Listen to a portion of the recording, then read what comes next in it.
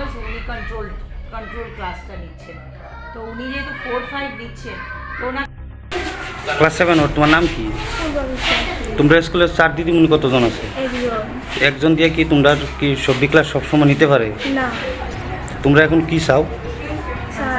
Sir দিদিমণি আরও স্কুলের স্যার দিদিমণি দিলে তোমরা ক্লাস মানে সঠিকভাবে হইব না? স্কুলের নাম কি? কাঞ্চনমালা উচ্চতম বিদ্যালয়।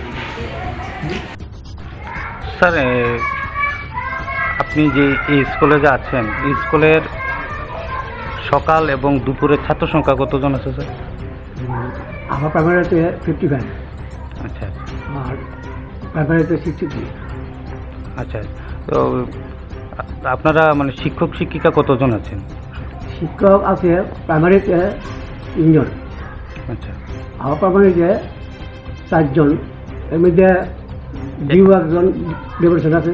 এখন বর্তমানে কতজন আছেন? বর্তমানে একজন আছে, আপনি। আমি একজন আছে ডেপুটেশনের ডিউ, একজন আছে সদর ডেপুটেশনের এইটা হয়েছে, আর একজন আছে ম্যাটারনিটি। আচ্ছা মানে আপনি যে মানে একজন আছেন, কতদিন ধরে আছেন আপনি একজন? ধরে 1 মাস।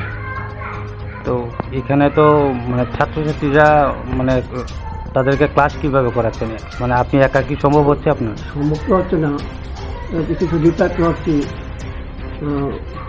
একটা টাইম একটা ক্লাস করানো যায়, হ্যাঁ, আর নাহলে পারা যায় সবাইকে নিয়ে একসাথে বসে, হ্যাঁ, কিছু হোমওয়ার্ক দিয়ে বসিয়ে রাখা। আপনার কি মনে হচ্ছে 1 মাস ধরে মানে ছাত্রছাত্রীদের শিক্ষাদানের ক্ষেত্রে মানে কোনো ব্যাঘাত ঘটছে বলে? ব্যাঘাত তো ঘটছে, কারণ আমি তো বললাম একটা টাইম একটা ক্লাস করা যায়,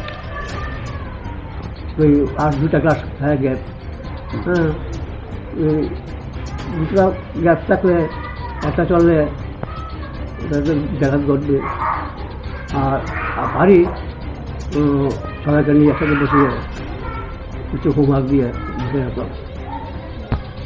আপনার নামটা স্যার? সেরকম